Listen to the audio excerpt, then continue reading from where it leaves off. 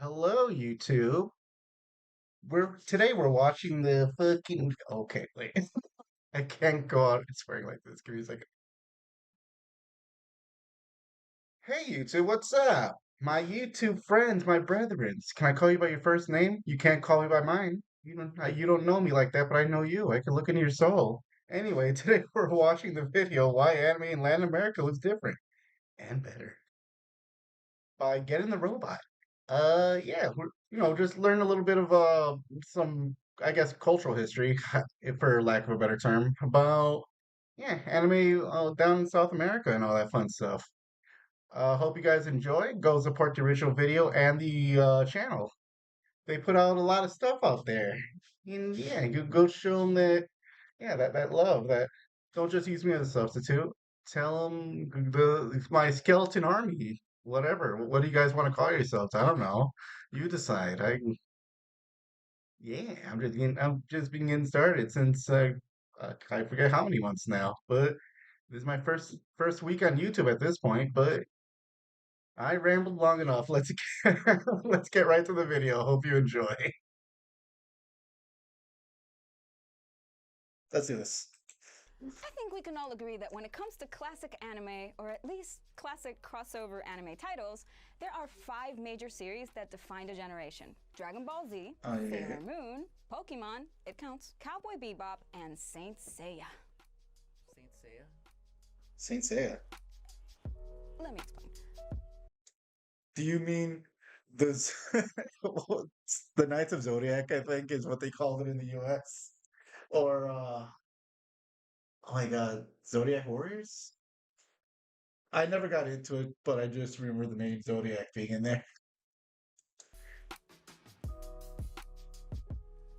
In fact, I'm gonna change my shirt now because it is relevant to my explanation. Give me a second. Is it gonna be a Dragon Ball shirt? Perfect. Oh, Selena has Selena. joined the chat.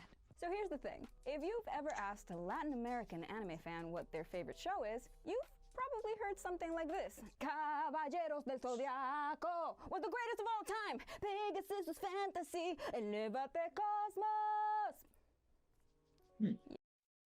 Yeah, we have no So- chill about that. Confused? I don't blame you. Especially Oh, because it was Knights Knights of of the Zodiac. Zodiac, I'm as right. it was called in the US version, kinda sucked. Yeah, I said it. It sucked.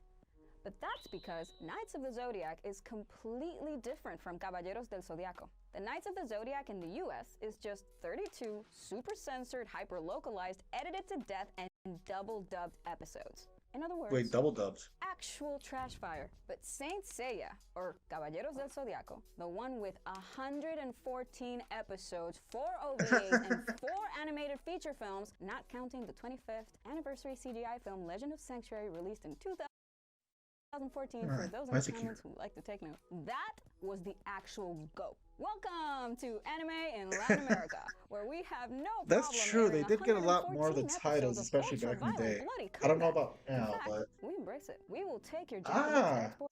before I forget, thank you to the Streambot trying to sell Streambo.com. How would I know that I'm doing anything right unless I get unless you comment. Thank you. You make me happy. You make me remember that people are out there who care. Anyway, let's learn more about Latin American and fucking anime. And we will show you exactly how many Mi columns Seiya, the lead compadres. character, can break with his back before he's dripping blood from every pore and going blind. I'm not even lying. That actually happens. He goes I blind remember. momentarily. But it's not just the brutalities that got censored in the US. Look at Sailor It was Moon. What sexuality, do you right? mean Sailor Moon's transformation was an outline with some effects? Y'all didn't see she was naked? Or what about those times she got drunk? Drinking at 14. Don't do it, kids. Oh shit, And my where bad, my was all the bad. violence in Speed Racer? What? Did you not know there was violence in Speed Racer? So Yeah, they had like guns, turns didn't out they? Latin American anime fans had a very different experience and variety of anime titles growing up compared to those in the US. Titles like Saint Seiya, Heidi Girl of the Alps, Marco, 3000 Leagues in Search of Mother, Mazinger Z, and King Uh, okay, I know a few of those. I don't think I know. Let me see. experience and variety of anime titles growing up compared to those in the US. Okay, Titles Saint like Saint Seiya, Seiya, Heidi Girl Heidi Girl, the Alps. I don't. I don't think I've ever heard the of. Alps, Marco, 3000 That one I Days didn't in Search of know. Mother, Mazinger Z, This one I did and know. Candy Candy were And that one originally I did know because of, oh my God, I forgot what it's whenever I need to remember someone's name that that their names escape me, but someone made a video about this. popular in most Spanish-speaking We Latin like to do American obscure countries. shit. It's clear that a large part of the anime that was broadcasted in Latin America between the 1970s and early 1990s had nothing to do with what was successful in the US or Canada at the time, or, deemed appropriate. In fact, most of the shows that were popping in Latin America outright bombed or were never picked up in the US, but we had no problem distributing them. Why? One word: telenovelas. Okay, fine. It's gonna be more than one word. We're gonna dive into a lot of fun stuff here, I promise. Even hentai stuff. Okay, But we'll start I with the thought it was also a lot cheaper to license at the time, but telenovelas. let me Telenovelas let her are tell Latin it. American soap operas, and the most popular ones come from Mexico, Argentina, and Brazil. ROE, Oh, I RBD thought en Colombia inglés. had one. Like That telenovelas, was a big one, anime are but often packaged okay. as self-contained, single-season narratives. Telenovelas have no problem featuring risque content like violence, or sex, or drugs, or Yeah. soraya. I got this lady. Okay. Okay, I know where they're cooking. I want to see her push that fucking wheelchair girl over again. Sex, or drugs, or soraya.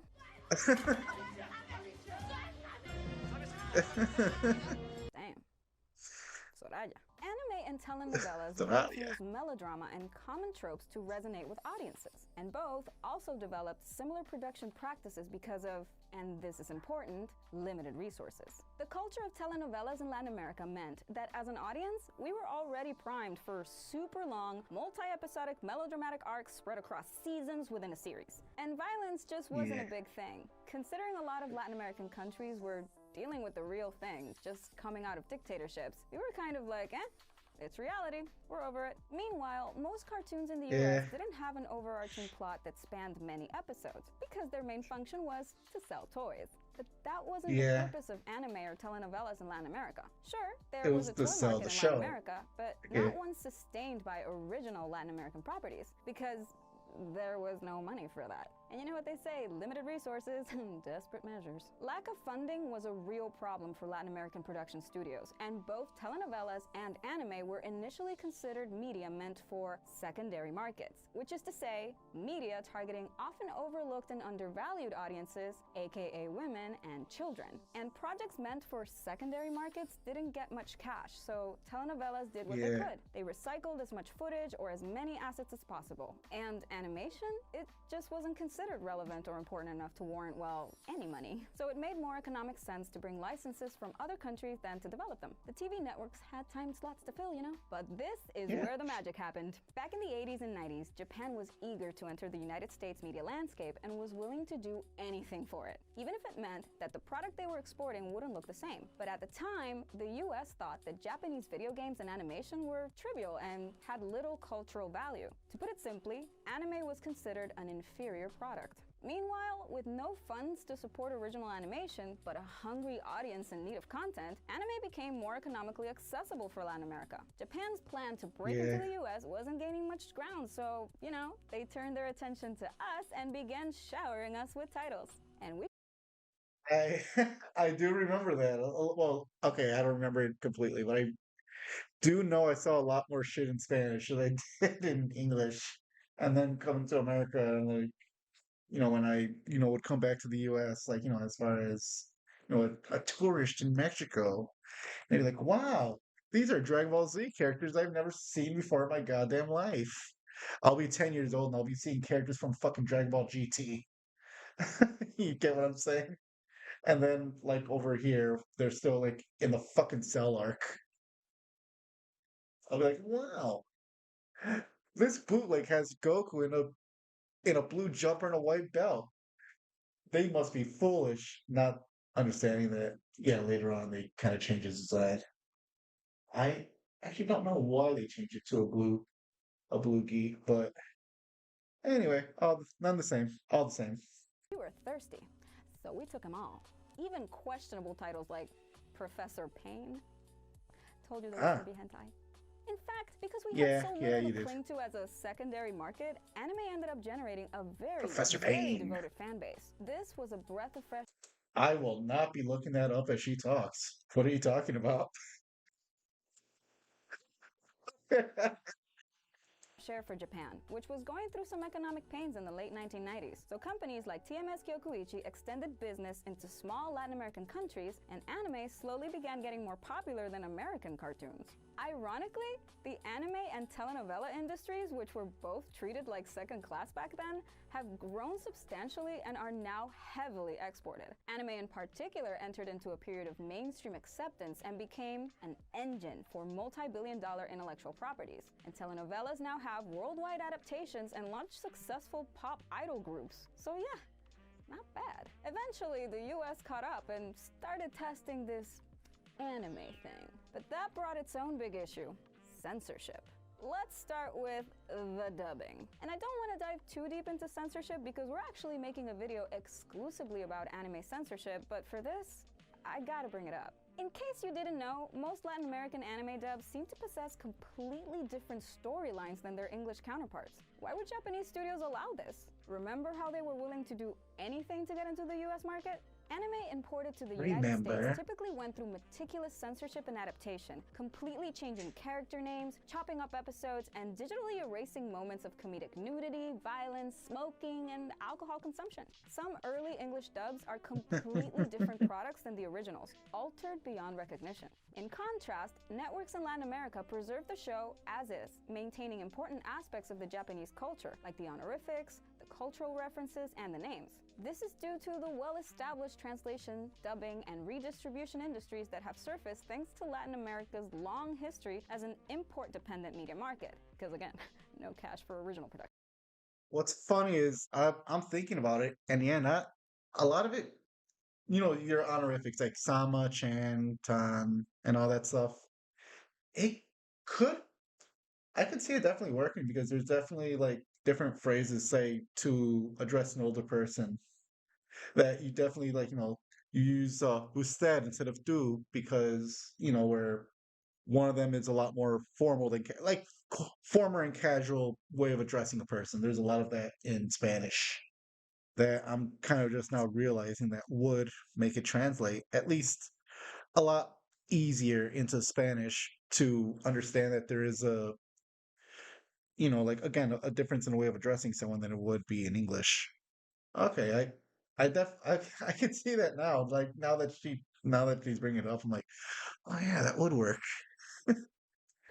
Preserving the original stories or botching them if you were watching in the US had an enormous impact. Take Cardcaptor Sakura by Clamp, for example, which was huge in Latin America, not so much in the US. The Cardcaptor Huh. Sakura Latin American dub It was was a just far called Card cry from the Captors. US series Cardcaptors adapted by Nelvana. For one, the Latin American dub respected all the original Japanese dialogue, didn't cut any episodes, didn't remove Tomoyo's infatuation with Sakura, or Shoran Lee's crush on Yukito. They kept the awesome soundtrack from the Japanese original, and they had an amazing voice cast that remained until the end of the series. Cardcaptor Sakura in Latin America is revered to this day. In contrast, Nelvana's Cardcaptors failed for many reasons. For one, they changed who the protagonist was, hoping to appeal to young boys. They assumed boys That's couldn't relate right. to Sakura, so they made Shaoran Lee the protagonist. Also gone were all the relationships and crushes that were a core part of the series. Sakura's best friend, Tomoyo Daidoji, was no longer over-the-top infatuated with her,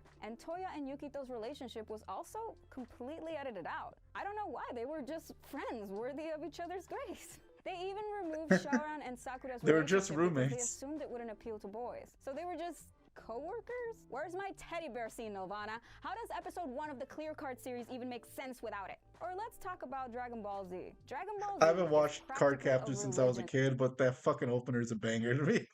And I won't in most apologize. markets, including the US and Latin America. I think everyone can agree that DBZ became one of the first true anime-based media phenomenons, playing a major role in defining the identity of its audiences worldwide, and cementing the commercial viability of anime as evergreen syndicated programming. But if you think you grew up with the best version of DBZ when you were watching Toonami, you didn't.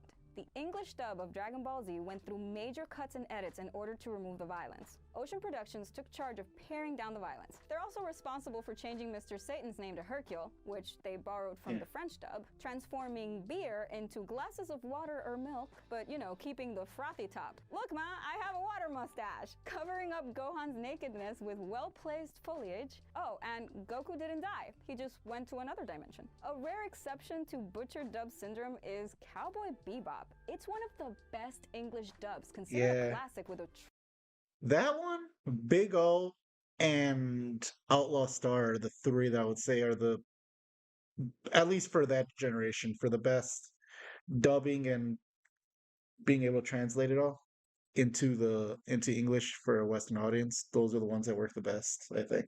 truly respected voice talent cast. One would think it's worthy of preservation and shouldn't ever be changed and... Oh yeah, this happened. We're not worthy of their grace.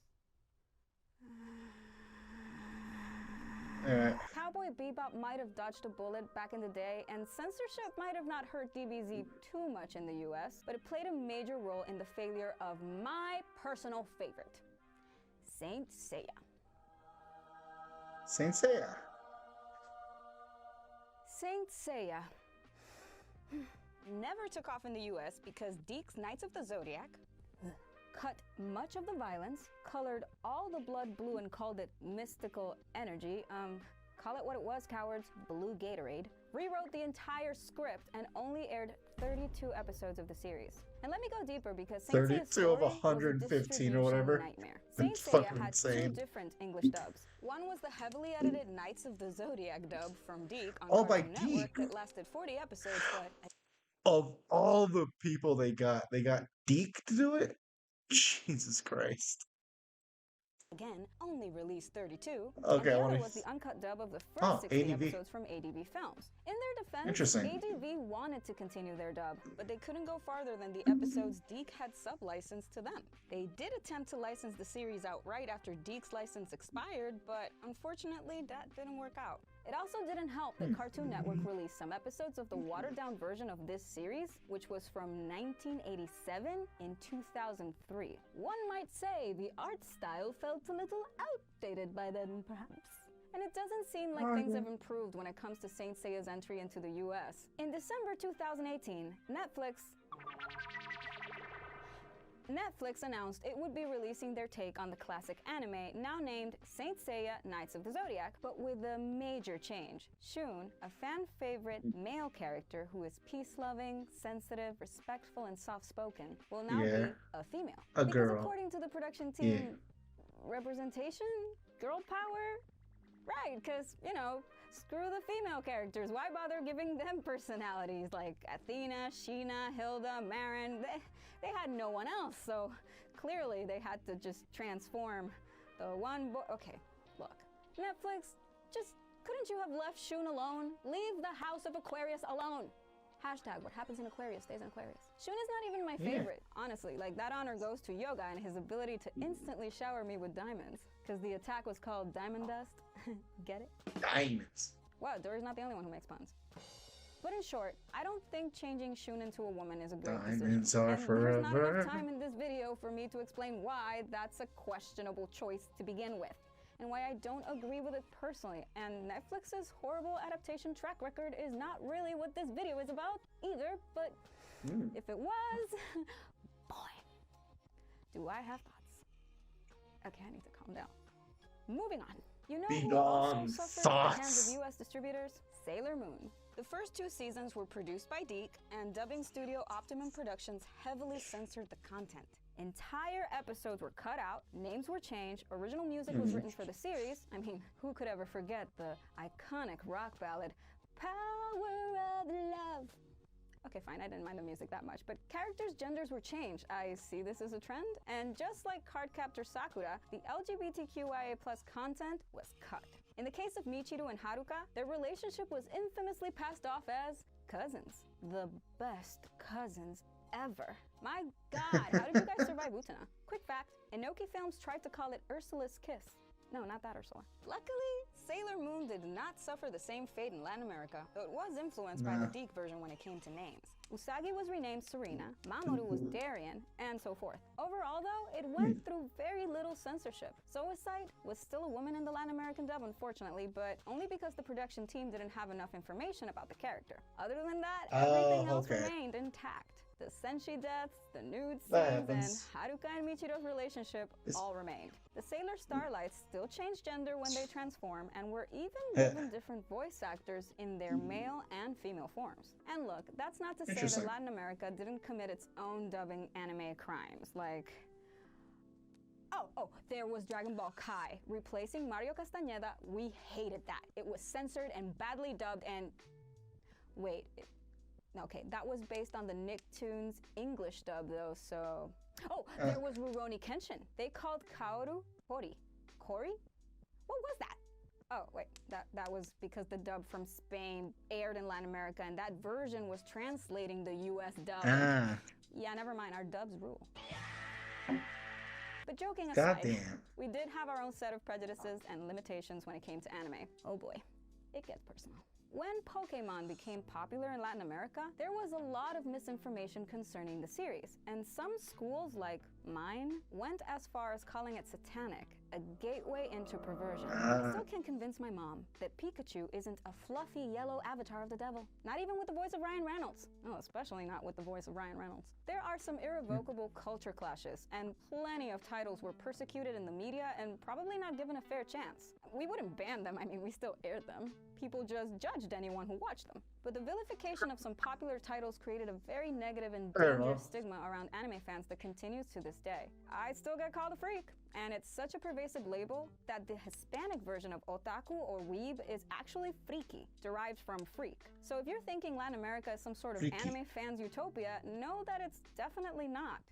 Then again, I'm sure Professor Payne made an impact on some impressionable minds. That was fine.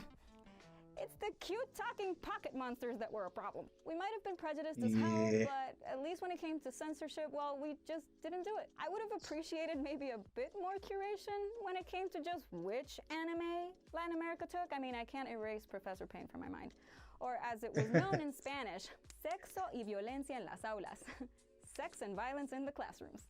I guess, okay, that could have been my hint. It's a bummer Saint Seiya remains one of the greatest anime you've probably never seen, and are probably still unlikely to enjoy now because it's very old and all the remakes aren't that great. But if you have an open mind and you aren't bothered by 80s art style, both the manga and the anime are worth checking out. Sadly, a lot of titles that were popular in Latin America might just never translate, which is a shame. I even recently wrote a song where I referenced Candy and Terry from Candy Candy, and nobody gets it. That's so sad. We may not have Saint Seiya in common, y'all, but we'll always have Brock's jelly-filled rice donuts. Yes, it happened to us too. I'm Crystal Marie, the only Saint Seiya fan at Get in the Robot, your anime explainer.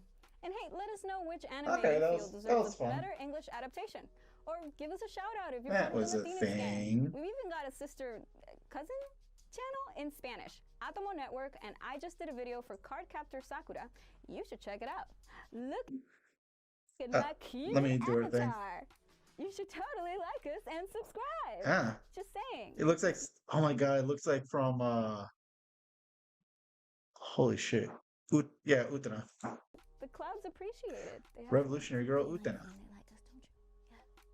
I know. Don't worry, we'll keep you alive. Alright, that was fun.